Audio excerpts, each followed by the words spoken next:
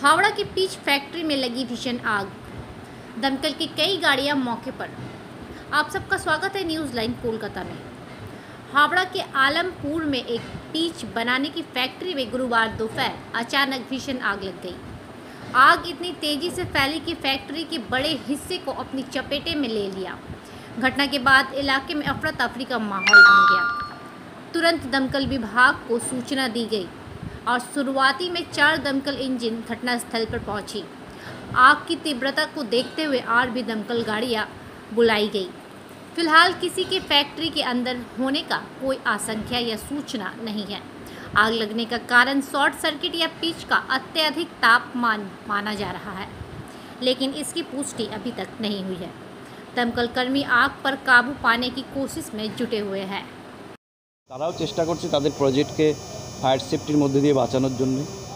কিছু কিছু জায়গা তো আছে নেই, আমরা তাদের নোটিশ দিচ্ছি, তারা করছে এবং তাদের বিরুদ্ধে লিগালি অ্যাকশনও নেওয়া হচ্ছে। হ্যাঁ, নেওয়া হচ্ছে। এর আগে কি এখানে আগুন লেগেছিল? হ্যাঁ, এর আগে কি এই কোম্পানিতে আগুন লেগেছিল? তা তো বলতে পারবো না এখন, আগে দেখতে হবে, রেকর্ড দেখতে হবে। কতগুলো ইঞ্জিন কাজ করলে? আমরা 10টা ইঞ্জিন রেখেছিলাম, 6টা ইঞ্জিন চলে এসছে। ঠিক আছে, কিছু জানতে পারলেন? সেটা তো এখনই বলা যাবে না, ওটা দেখতে হবে। আগুনটা পুরোপুরি নিভে যাক, তারপরে আমরা দেখছি ওদের সাথে কথা বলবো। এদের কি কোনো সামগ্রী ছিল? ফায়ার সিলিন্ডার কিছু ফায়ার সিলিন্ডার তো ছিলই। এখন এত পাইপ চলছে, পাইপ কোনটা কালো হয়ে গেছে সব, কোনটা জলের পাইপ, কোনটা এখন এদের ফোমের পাইপ বলা মুশকিল। জলের সোর্স কিছু পেয়েছিলেন? জলের সোর্স নেই, আমরা জল বাইরে থেকে নিয়ে এসেছি। আপনারা কিছু কমপ্লেন করছেন কি এখানে আগুন দেওয়া বা সামগ্রী? আগুনটা নিভে যাক, তারপর তো আমাদের যেটা আইনে করা হবে করবোই আমরা। এখন কি ড্রেসিংয়ের কাজ চলছে?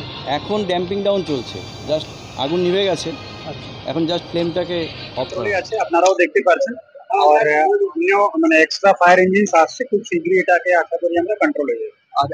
আশেপাশে তো প্রচুর কারখানা আছে, আগুন কি ছড়িয়ে পড়ার সম্ভাবনা আছে স্যার?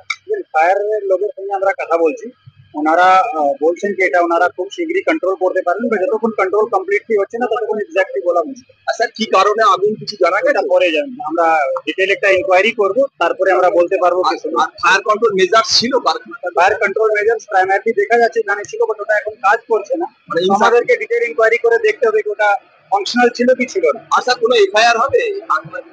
সব কাজ করছিলাম, ডেলিভারি হাব এটা আমাদের পাশে। আর এটা আছে পিস কারখানা। হঠাৎ করে দুটো ছেলেপেলে আমাদের এখানে দেখছিল, ঘুরছিল, জাস্ট একটুখানি একটা আগুন মতো লাগলো একটা ড্রামে, সেখান থেকে ছড়িয়ে পড়েছে আগুনটা এইভাবে। এখন তো অবস্থা খুবই খারাপ, দেখতেই পাচ্ছেন। মোটামুটি 11টা নাগাদ।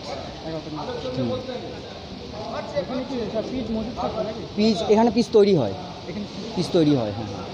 এখান থেকে সাপ্লাই হয় বিভিন্ন গাড়িতে করে সব যাচ্ছে, এই যে ড্রাম করে বা কন্টেনার যেগুলো থাকে আপনার, কন্টেনার করে মাল সাপ্লাই হয় এখান থেকে।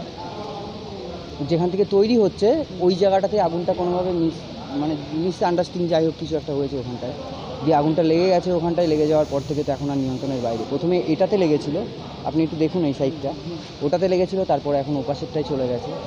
দমকলরা চেষ্টা তো করছে অনেকক্ষণ থেকে নেবানোর, ফোন করা হয়েছে অনেকবার দমকলকে, অনেক দমকলের যেসব ফায়ার স্টেশনগুলো আছে রিপ্লাই কেউ দেয়নি, রেসপন্স দিচ্ছে না কেউ। যাকে পাশে একটা কোম্পানি ছিল, ওখান থেকে ওদেরকে ডাকা হলো, ওরা আসবে, এসে সন্দীপ